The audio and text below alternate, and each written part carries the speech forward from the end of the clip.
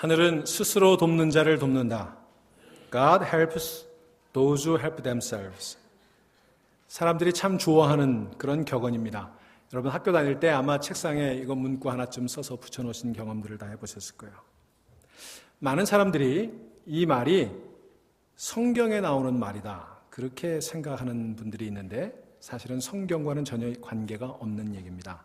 이 말은 미국의 건국의 아버지 가운데 한 사람인 벤자민 플랭클린이 한 말로 알려져 있습니다. 실제로 성경은 이 말과는 정반대로 얘기를 하고 있어요. 그래서 오늘 제 설교 제목이 하늘은 스스로 돕는 자를 돕지 않는다입니다. 무슨 뜬금없는 소린가 싶으실 거예요. 여러분 우리가 사는 이 세상은요 열심히 일해서 무언가를 성취하는 것을 미덕으로 여깁니다. 그래서 자수성가, 맨손으로 뭔가를 이루어낸 사람이 존경받고 인정받습니다. 사실 우리 인생이라고 하는 게요 누군가의 인정을 받기 위한 끝없는 인정투쟁의 역사라고 해도 과언이 아닐 거예요. 우리는 어려서부터 참 잘했어요 도장을 받기 위해 애를 썼습니다. Good job, good girl, good boy 이런 칭찬을 듣기 위해 애를 썼습니다. 수음이 안가로 평가받는 사회, 능력대로 대우받는 사회, 그래서 학력과 경력에 따라 연봉이 결정이 되고 그 연봉이 그 사람의 가치를 결정하는 그런 사회, 우리는 지금 그런 사회에 살고 있어요. 그 경쟁에 누구도 예외일 수가 없고 그래서 나 외에는 아무도 날 도와줄 사람이 없다라고 믿으며 살아가고 있습니다. 우리 어려서부터 자조, 자립, 스스로 돕고 스스로 일어서야 된다. 얼마나 이런 말을 귀에 못이 박이도록 들으며 자랐습니까? 또 우리가 지금 살고 있는 세상은요 공짜가 없는 세상입니다. 여러분 세상에 공짜가 있다고 믿으세요? 이런 우화가 있어요. 어느 왕이 백성들이 너무 가난하고 힘들게 사는 것을 보면서 마음이 아팠어요. 그래서 그 나라의 현자들, 지혜로운 사람들 12명을 모아놓고 어떻게 하면 이들이 잘 살 수 있는 방법을 연구해봐라 그렇게 명령했습니다. 이 지혜로운 사람들이 모여서 성공할 수 있는 것, 잘 살 수 있는 그런 여러 가지 이야기들을 모아서 책으로 만들었더니 12권이 되더래요. 왕이 그 책을 훑어보고 참 좋은 내용이다. 그런데 가난한 백성들이 이 12권 책 언제 다 읽어보겠느냐? 좀 줄여봐라. 그래서 그들이 다시 모여서 줄여서 책 한 권으로 만들었어요. 왕이 그 책을 보고는 역시 훌륭한 내용이구나. 그런데 이 책 한 권도 많으니까 더 줄여보아라. 그랬더니 이 사람들이 모여서 그것을 단 한 줄로 줄여서 왕에게 바쳤더니 왕이 무릎을 치며 기뻐했다는 거예요. 이거다. 그 한마디 말이 뭐냐면 세상에는 공짜가 없다. 그런 말이었답니다. 세상에 공짜가 없어요. 노력해서 얻어야 돼요. 노력한 만큼 얻는 거예요. 여러분 성공의 법칙 가운데 플러스 6 법칙이라는 게 있어요. 무슨 얘기냐면 남들보다 최소한 일주일에 6시간 더 일해야 생존할 수 있다는 거예요. 그러니까 하루에 1시간은 남보다 더 일해야 생존한다는 거예요. 성공도 아니고 그냥 생존하기 위해서 하루에 1시간 더 일해야 된다는 거예요. 그러니 성공하려면 훨씬 더 많은 시간을 남보다 더 일해야 되지 않겠습니까? 어떠세요? 여러분 귀가 솔깃해지죠? 사실 이게 사실인 것처럼 들리잖아요. 그러다 보니까 우리의 인생은 늘 피곤합니다. 남들보다 1시간 더 일해야 되는데 그 남도 나보다 1시간 더 일하려고 하니까 또 더 1시간 일해야 되잖아요. 그래서 우리는 늘 피곤해요. I'm tired. 여러분 낯선 말이 아니죠. 우리는 늘 이 피곤하다는 말을 입에 달고 삽니다. 피곤해야 존재 가치가 느껴지고 피곤해야 낙오되지 않는 것 같은 심리적인 위안을 느끼는 거예요. 그래서 우리는 늘 달려갑니다. 투두리스트 해야 될 일들을 산더미처럼 쌓아놓고 있어요. 사야 할 물건들은 왜 그렇게 많습니까? 지불해야 될 빌들은 왜 그렇게 많죠? 돌봐야 될 사람들이 너무나 많습니다. 웬 놈의 잔디는 그렇게 빨리 자라는지. 문제는 잡초란 놈은 그거보다 더 빨리 자란다는 데 문제가 있어요. 밥 먹고 돌아서면 또 밥 시간이 돌아오고 설거지는 날마다 산더미처럼 쌓입니다. 갓난아이 기저귀는 왜 그렇게 자주 갈아야 되는지요. 집안 청소도 벅찬데 고양이 리터박스까지 갈아줘야 되니까 우리는 얼마나 고단한지 모르겠어요. 도대체 나를 향해 손을 내밀고 나를 향해 재촉하는 사람들이 사방 도처에 깔려 있습니다. 정부는 더 많은 세금을 요구하고 아이들은 더 많은 용돈을 요구하고 아내는 더 많은 관심을 요구하고 직장 상사는 더 많은 성과를 요구하고 연로하신 부모님들은 더 많이 찾아와 줄 것을 요구하십니다. 여러분, 그걸로 끝이 아니잖아요. 교회는 또 어떻습니까? 교회도 예외가 아니에요. 오늘날의 교회는요, 우리에게 끊임없이 더 많은 것을 요구합니다. 더 많이 예배에 참석하고, 더 많이 기도하고, 더 많이 성경 읽고, 더 많이 섬기고, 더 많이 헌금 드리고. 그래서 우리가 세상에서 지칠 대로 지쳤는데 마지막으로 교회에 와서 완전히 녹초가 되는 거예요. 하늘은 스스로 돕는 자를 돕고, 세상에는 공짜가 없고, 남들보다 더 많이 일하고 더 많이 이루고 더 많이 인정받아야 한다는 가치를 어려서부터 귀에 못이 박히도록 들으며 살아온 우리들에게는 정령 쉼이라는 것은 사치스러운 것이고, 그런 것은 존재하지 않는다고 믿는 경향이 있습니다. 그 인정투쟁에서 승리하여 인정받고 손에 합격 통지서를 받아들여야 다음 단계로 올라설 수 있고 출세의 다음 문이 열린다고 그렇게 믿으면서 오늘도 우리는 정신없이 달려가기에 바쁩니다. 아마도 그렇게 끊임없이 달려가야 될 코스 가운데 하나가 교회가 된 건 아니에요? 여러분, 오늘 교회에 오실 때 그런 마음으로 이 교회에 오시지는 않았습니까? 반드시 거쳐야 되는, 꼭 해야 되는 투두리스트 가운데 하나로 교회를 오시지 않았냐고요. 그러다 보니까 피곤하고, 그러다 보니까 불안해요. 낙오하지 않을까, 놓치지 않을까. 여러분, 혹시 공항에 가셨다가 여러 가지 이유로 비행기를 놓치고 스탠바이 리스트에 올라가 보신 적이 있으세요? 게이트 앞에 많은 사람들이 앉아서 이제 탑승 시간을 기다리는데, 거기 보면 컨펌된 티켓을 가지고 있는 사람, 좌석이 정해진 티켓을 가지고 있는 사람은 마음이 평안해요. 신문을 읽기도 하고 책을 읽기도 하고 음악을 듣기도 하고 눈을 지그시 감고 잠을 청하기도 하고 편안하게 앉아 있습니다. 그런데 컨펌되지 못한 티켓, 스탠바이 리스트에 있는 사람, 불안함을 감추지 못합니다. 시계를 자꾸 들여다보고 그 모니터 스크린에 스탠바이 리스트가 어떻게 정리돼 가고 있는지를 쳐다보고 카운터 직원에게 가서 자꾸 말을 걸어보지만 그저 돌아오는 건 퉁명스러운 대답밖에 없어요. 기다리라는 대답. 이번 비행기는 탈 수 있을지, 다음 비행기에는 좌석을 얻을 수 있을지, 그걸 몰라서 책도 읽을 수 없고 음악도 들을 수 없고 잠도 청할 수 없습니다. 집에 갈 수 있을까 하는 불안 때문에 그 불안이 나를 엄습해 오는 거예요.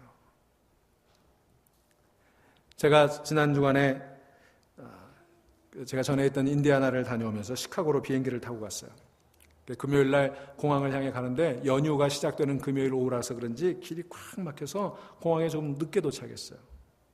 비행기를 놓쳤겠다 싶었는데 다행히 가보니까 비행기가 좀 딜레이가 돼가지고 서두르면 탈 수 있다는 얘기를 들었어요. 그래서 아내하고 저하고 부지런히 가는데 그날따라 저희 비행기 탑승구가 A1 제일 끝에 있더라고요. 그래서 부지런히 가는데 저 멀리 게이트가 이제 보여요. 그런데 그 앞에 보니까 텅 비었어요. 아마 사람들이 시간이 돼서 다 탄 것 같아요. 이제 우리만 타면 떠날 그런 모양이었습니다. 그리고는 스피커에서 제 이름 나오더라고요. 빨리 오라고. 그래서 막 달려가는데 그 텅 빈 그 게이트 앞에 한 젊은 사람이 이렇게 서 있는 게 보였어요. 한눈에 아마 그 스탠바이 리스트에 대기자 명단 가지고 누군가 안 오면 그 자리 타려고 서 있는 사람 같았어요. 그래서 그 사람 보면서 열심히 달려갔죠. 그리고는 가까스로 도착을 해서 이제 내 티켓을 보여주면서 비행기 안으로 들어가는데 그 젊은이와 눈이 마주쳤어요. 대단히 실망스러운 눈빛을 하더라고요. 한편으로는 비행기를 놓치지 않았다는 안도감으로 기뻤고 또 한편으로는 그 젊은이에게 조금 미안한 마음으로 안쓰러운 생각이 들어서 비행기에 들어갔습니다. 여러분, 이게 우리가 살아가는 삶의 현실인 것 같아요. 우리 세상의 현실이 그래요. 우리는 돈을 내고 티켓을 사야 합니다. 세상의 모든 일이 다 값을 치러야 합니다. 그 티켓에서는 등급이 정해져 있어요. 1등석, 2등석, 3등석. 때로는 탑승 좌석이 확정되지 않은 스탠바이 티켓 대기 탑승권도 있습니다. 그래서 우리는 늘 그런 세상에서 불안해하고 늘 피곤해하면서 뭔가를 이루고 더 나은 무엇인가를 얻기 위해 쉬지 않고 달려가는 피곤한 인생, 피곤한 세상이 오늘 우리가 직면해 있는 현실이에요. 그런데 여러분, 그런 생각들이요, 우리 일상생활뿐만 아니라 우리의 신앙생활, 우리의 영적 생활에까지 영향을 미치고 있다는 거 아세요? 우리는 우리의 구원이 우리 손에 달려 있다고 생각합니다. 우리는 구원의 티켓을 손에 쥐기 위해 노심초사 애를 씁니다. 우리는 하나님이 내가 구원을 위해 열심히 노력할 때 그런 나를 가상히 여겨서 그때 나를 도와주신다고 믿습니다. 내가 열심히 해야 된다. 그러면 하나님이 나를 인정해 주시고 조금 부족한 거 있으면 도와주시겠지. God helps those who help themselves. 이 말을 되뇌이면서 우리는 구원을 위해 내 힘으로 안간힘을 쓰고 있어요. 가정에서는 부모에게 착한 딸, 아들로 인정받아야 하고, 학교에서는 선생님에게 모범 학생으로 인정받아야 하고, 직장에서는 상사에게 유능한 직원으로 인정받아야 하고, 세상에서는 친구들에게 괜찮은 친구로 인정받기 위해 처절한 인정투쟁을 벌이며 살아온 우리들은 교회에서도조차 좋은 교인으로 목사의 인정을 받기 위해 노심초사 예배 참석하고 열심히 성경 공부 빠지지 않고 열심히 헌금 드리고 열심히 봉사합니다. 그렇게 하면 하나님이 나를 좀 인정해 주시지 않을까 팔버둥을 치는 거예요. 우리가 생각하는 하나님은 우리의 일거수일투족을 저 높은 하늘에서 내려다보시면서 마치 면접관이나 심판관이 일일이 종이에 채점을 매기는 것처럼 생각하고 그 하나님 보시기에 괜찮은 좋은 유능한 성도가 되려고 애를 씁니다. 마치 우리의 구원이 우리의 신앙생활 점수에 좌우되는 것처럼 생각해요. 우리는 하나님께서 선한 사람을 구원하신다고 생각합니다. 하나님께서 시험에 통과한 자격 있는 사람들을 구원하신다고 믿습니다. 그렇게 생각하며 살아오는 거예요. 여러분, 제가 여러분에게 물어보겠습니다. 만일 선한 사람이 구원을 받는다면 도대체 얼마나 선해야 선한 사람일까요? 좋은 교인만 구원을 받는다면 얼마나 좋아야 좋은 교인일까요? How good is good enough for salvation? 11조를 잘 드리면? 예배에 빠지지 않으면 좋은 교인입니까? 성경 공부 많이 하면 좋은 교인이에요? 장로쯤 돼야 되나요? 아니 안수집사나 권사쯤만 돼도 되나요? 여러분, 도대체 얼마나 좋은 교인이어야 좋은 교인일까요? 제가 이렇게 얘기하면서 조금 염려가 되는 게 있어요. 제가 이런 얘기를 하면 얼씨구나 하면서 자기의 나태하고 게으른 신앙생활을 합리화하는 사람들이 있다는 거예요. 그래서 참 조심스러워요. 마치 공부가 인생의 전부가 아니다. 선생님 말씀하시면 꼭 공부 안 하는 애들이 좋아해요. 행복은 성적순이 아니야. 이렇게 말하면 꼭 꼴찌들이 좋아한다니까요. 여러분, 행복은 성적순이 아니라고 했지 꼴찌가 행복하다고 얘기하지 않았어요. 착각하지 마세요. 제가 조심스러워서 이런 얘기할 때 참 조심해요. 그런데 아무튼 우리 구원은 우리가 무언가를 해서 성취하는 그런 상급이 아니에요. 하나님은 세상 사람들을 등급을 매기고 업무 실적과 능력을 평가해서 그 기준으로 구원을 결정하지는 않습니다. 하나님은 스스로 열심히 살아가는 사람들을 인정하고 그를 도와주고 그 부족한 부분을 채워주는 우리 인생의 도우미 정도가 되시는 분이 아니에요. 여러분, 착각하지 마세요. 그런 공덕 사상이 우리의 신앙을 병들게 하고 있어요. 어느 날 그런 공덕 사상에 찌들어 있는 한 젊은이가 예수님을 찾아왔습니다. 마가복음 10장에 등장하는 부자 청년입니다. 그는 부자였습니다. 청년인데 부자였어요. 아마도 자수성가한 젊은이였던 모양입니다. 목적을 세우면 뒤돌아보지 않고 스스로 열심히 목표를 향해 앞만 보고 달려가는 그야말로 대견한 젊은이였습니다. 그러니 젊은 나이에 백만장자가 됐겠죠. 그는 예수님을 만나러 올 때도요, 어슬렁거리며 오지 않았습니다. 성경에 보면 그가 달려왔다 그랬어요. 그는 목표가 세워지면 달려가는 사람이었어요. 게다가 예수님에게 와서 무릎을 꿇었어요. 원하는 일을 얻기 위해서라면 무명의 예언자에 불과한 예수님 앞에도 과감히 무릎을 꿇을 줄 아는 그는 처세술의 달인이었어요. 그가 예수님을 선한 선생님이라고 불러요. 이 말이 참 상징적인 거예요. 그는 무엇이든지 선하고 악한 것, 좋은 것, 나쁜 것으로 구분할 줄 아는 젊은이였어요. 좋은 학생이 출세하고 유능한 사람이 성공한다는 그 인생의 공식을 뼛속까지 깨닫고 있는 그런 젊은이였습니다. 그런 그가 예수님을 향해 묻습니다. 내가 무엇을 하여야 영생을 얻으리이까? What must I do to get eternal life? 바로 이 말 속에 그의 인생 철학이 담겨 있습니다. 여기 두 개의 동사가 나오는데요. 그 두 개의 동사에 주목해 보세요. do라고 하는 동사와 get이라고 하는 동사입니다. 무엇을 해야 얻겠습니까? 그는 무언가를 해야 더 좋은 것을 얻는다 생각했어요. Do your best. 최선을 다해야지. 너가 최선을 다하면 좋은 것을 얻을 거야. 그래서 그의 인생은 철저하게 투두 리스트, 인생의 목표들로 해야 될 일들로 채워져 있었습니다. 그는 그 투두 리스트의 목록을 하나씩 줄로 그어가며 그가 해야 되는 일들을 해나갔습니다. 목표를 정하면 흔들리지 않았습니다. 그래서 그에게는 영생조차도 반드시 무언가 숙제를 해야 되고 시험을 치러야 얻을 수 있는 상급이었습니다. 하늘은 스스로 돕는 자를 돕는다는 소신에 따라서 그는 어려서부터 율법이라는 율법은 다 철저히 지켰습니다. 이만큼 일구었으니 이제는 하나님이 자기를 도와주겠지. 이 정도 됐으니 하나님이 나를 인정해 주시겠지. 그걸 시험해보고 싶었어요. 그래서 예수님을 찾아와 묻는 겁니다. 무엇을 하면 영생을 얻을 수 있습니까? 이 정도면 됩니까? 아니면 더 해야 됩니까? 더 하라면 더 하겠습니다. 그런 그 젊은이를 예수님은 안쓰럽게 바라보셨다고 마가복음 10장 21절은 기록합니다.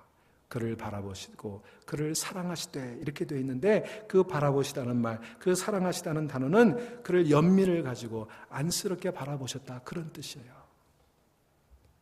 한편으로는 이만하면 된 거 아닌가, 이 정도 했으면 됐지, 그런 의기양양함과 또 다른 한편으로는 그렇게 숨가쁘게 달려오면서 쌓여있는 피로감, 그리고 혹시라도 부족하면 어떡하지, 이것으로 안 되면 어떡하지, 혹시라도 내 좌석이 마련되어 있지 않으면 어떡하지 하는 불안과 초조에 안절부절 못하는 그런 젊은이를 예수님 참 딱하게 바라보셨어요.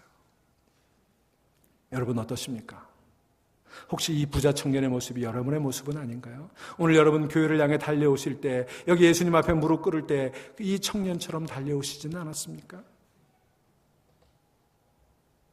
우리 사회가 본받아야 될 모범적인 성공신화의 주인공인 이 부자 청년이 여러분 인생의 모델은 아닌가요?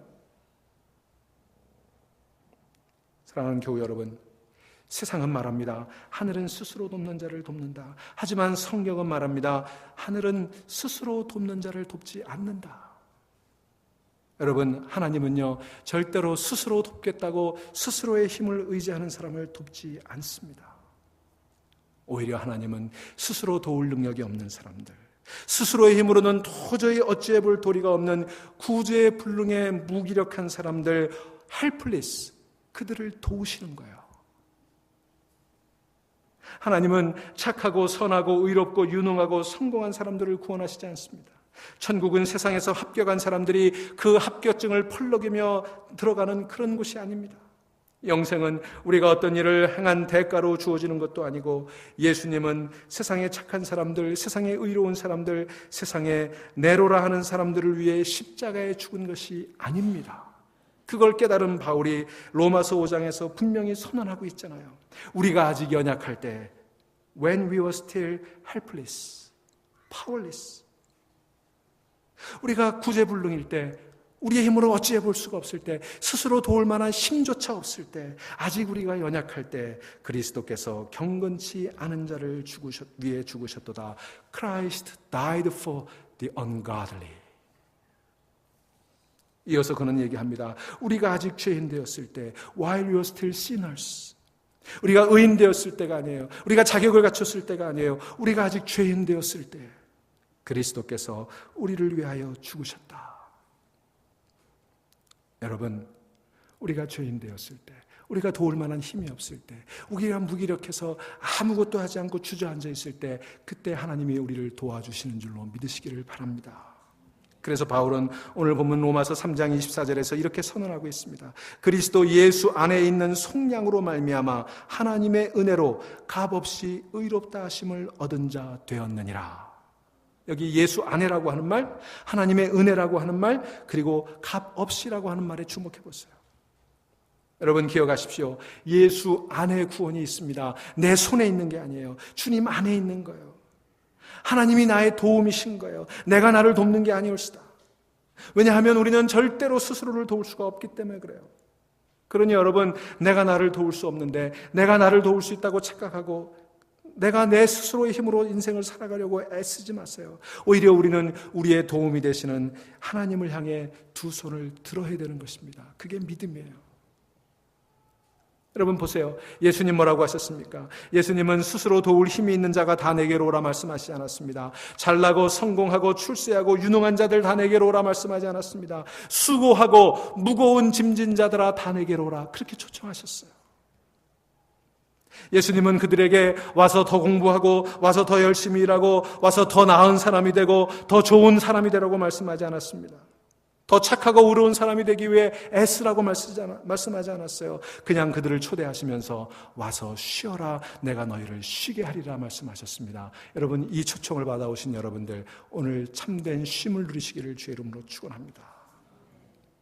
로마서 11장은 말합니다. 만일 은혜로 된 것이면 행위로 말미암지 않음이니 그렇지 않으면 은혜가 은혜되지 못하니라. 여러분, 우리의 행위로 된 게 아니에요. 우리의 행위로 된 거라면 그건 은혜가 아니라는 얘기예요. 은혜는 값없이 주는 거잖아요. 은혜는 구원의 선물이라는 거예요. 하나님의 선물이라는 거예요. 구원은 예수 안에 있고 우리에게 값없이 주어진 하나님의 선물인 줄로 믿으시기 바랍니다. 그 하나님의 선물에는 유대인이나 헬라인이나 차별이 없습니다. 남자, 여자, 자유인, 종의 구별도 없습니다. 그 구원의 선물, 그 은혜의 선물에는 스탠바이 리스트가 없어요. 대기자 명단이 없어요. 그러니 여러분, 이제 더 이상 인정받기 위해, 티켓을 얻기 위해, 좌석을 얻기 위해 노심초사하지 마십시오. 불안해하지 마십시오. 우리가 사는 세상이라고 하는 건요, 온통 선이 그려져 있잖아요. 컷오프 라인이 그려져 있잖아요. 세상은 실력을 따지고 세상은 자격을 따집니다. 우리는 그 컷오프 라인을 통과하기 위해서, 그 자격 미달이 될까봐, 무자격자가 될까봐 늘 초조하죠. 그런데 여러분 그거 아세요? 우리는요 영원히 자격 미달이에요. 우리는 다 무자격자들이에요. 그런데 그 무자격자들인 우리들을 위해서, 그 자격 미달인 우리들을 위해서, 컷오프 라인을 통과하지 못한 우리들을 위해서 예수님이 이 세상에 오셨습니다. 그리고 그 컷오프 라인을 끊어버리셨어요. 그리고 그 구원을 우리에게 선물로 주셨어요. 그건 예수님이 행하신 일이에요. 내가 행한 어떤 일 때문에 내가 구원을 받고 내가 컷오프를 통과하고 내가 자격자가 되는 게 아니라 나를 위해서 예수님이 이미 행하신 일, 이미 2000년 전에 이루신 일을 통해서 내가 구원받게 된 것입니다. D-O-N-E, done. 완료 시제예요. 이미 이루어진 거예요.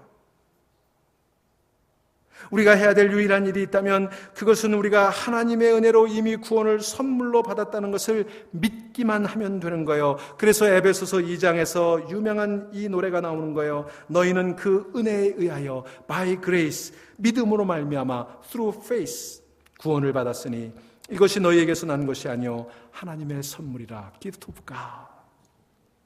행위에서 난 것이 아니니 이는 누구든지 자랑하지 못하게 함이라. 여러분, 여기 자랑하지 못하게 함이라는 말씀에 주목해 보세요.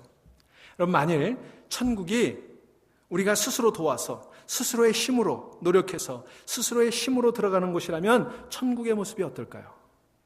가관일 거예요. 천국까지 올 정도로 잘난 사람이니 그 프라이드가 얼마나 대단하겠습니까? 그 잘난 사람들, 그 똑똑한 사람들 모아놨으니 그 거들먹거리며 자랑하는 모습이 대단치도 않았을 거예요. 그 비싼 표 사들고 왔는데, 그 어려운 시험 합격해서 왔는데 오죽 아나무인이고 기고만장할까요? 옛날에 고등학교 입학시험이 없어지고 뺑뺑이 돌려서 입학하니까 경기고등학교 출신들이 그렇게 들어온 후배로 인정하지 않았잖아요. 그래서 우리 하나님 천국의 입학시험을 없애버린 거예요. 컷오프를 없애버린 거예요. 무시험으로 바꾼 거예요. 여러분 억울하세요? 억울하신 분도 있을 거예요. 하지만 그렇게 하셨어요. 커트라인을 없애시고 자격시험도 없애셨습니다. 누구도 자랑할 수가 없습니다. 그래서 오늘 본문 3장 27절에 그런즉 자랑할 때가 어디냐? 있을 수 없느니라 얘기하는 거예요.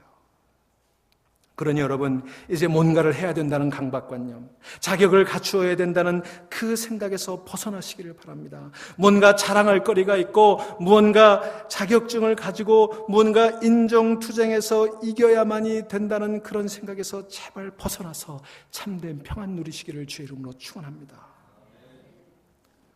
어느 날 예배를 마치고 교인 한 사람이 목사님을 찾아와 물었습니다. 목사님, 제가 구원을 받으려면 무엇을 해야 합니까? 저 부자 청년과 똑같은 질문을 했어요. 목사님이 심각한 표정으로 이렇게 대답했습니다. 너무 늦었습니다. 그분이 충격을 받았어요. 목사란 작자의 입에서 너무 늦었다는 말이 나오다니. 그때 목사님이 이렇게 얘기합니다. 해야 될 일은 이미 2000년 전에 다 끝났습니다. 예수님께서 하셨죠. 이제 당신이 할 일은 그저 그 사실을 받아들이는 것입니다. 당신을 천국에 가기 위해서 필요한 모든 일은 이미 끝났습니다. 그러니 오래전에 끝난 일 가지고 당신이 뭘 하려고 하십니까? 할 일은 남아있지 않습니다. 그냥 선물 받아드시고 감사하십시오. Say thank you. 사랑하는 여러분, 구원을 얻기 위해 여러분 뭘 하실 수 있을까요? 아무것도 없어요. 그냥 우리는요, 구원받기 위해 길을 잃어버리면 되는 거예요. 나를 찾고 나를 구원하는 것 하나님이 하십니다. 구원에 있어서 여러분이 유일하게 해야 될 몫이 있다면 단순하게 은혜라고 말할 수 있는 이 모든 구원의 일들을 여러분을 위해서 하나님께서 이미 하셨다, 다 이루었다, 그 말씀을 받아들이면 되는 거예요. 예수님 그래서 십자가에서 다 이루었다 말씀하셨죠. Paid in full, 다 지불된 거예요. 여러분을 향한 하나님의 선물이에요.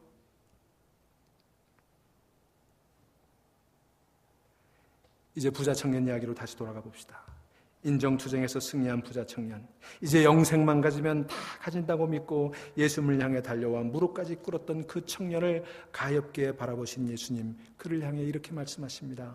내 가진 것 다 팔아서 가난한 자에게 나눠주어라. 그리고 나를 쫓아라. 무슨 말일까요? 재산 다 바치라는 얘기입니까?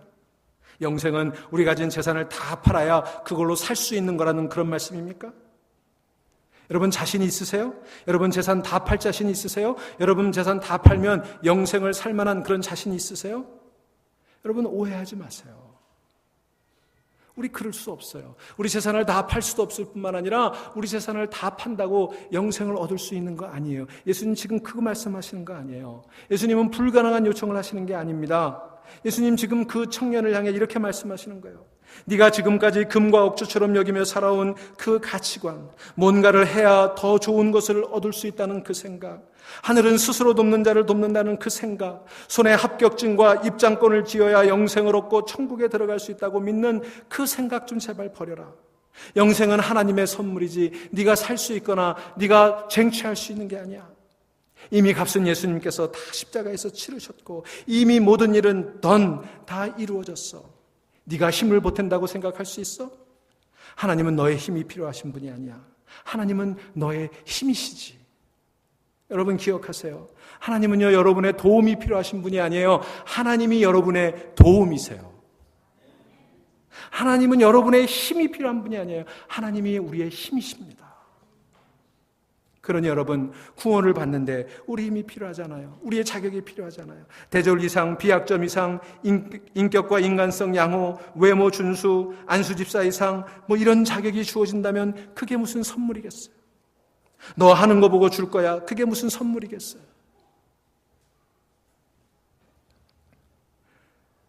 저는 그 전 금요일 그 공항 게이트 입구에서 저를 부럽게 바라보는 그 청년의 시선을 뒤로 하고 약간은 미안한 마음, 또 약간은 뿌듯한 마음을 가지고 비행기에 탑승해서 제 자리에 앉았습니다.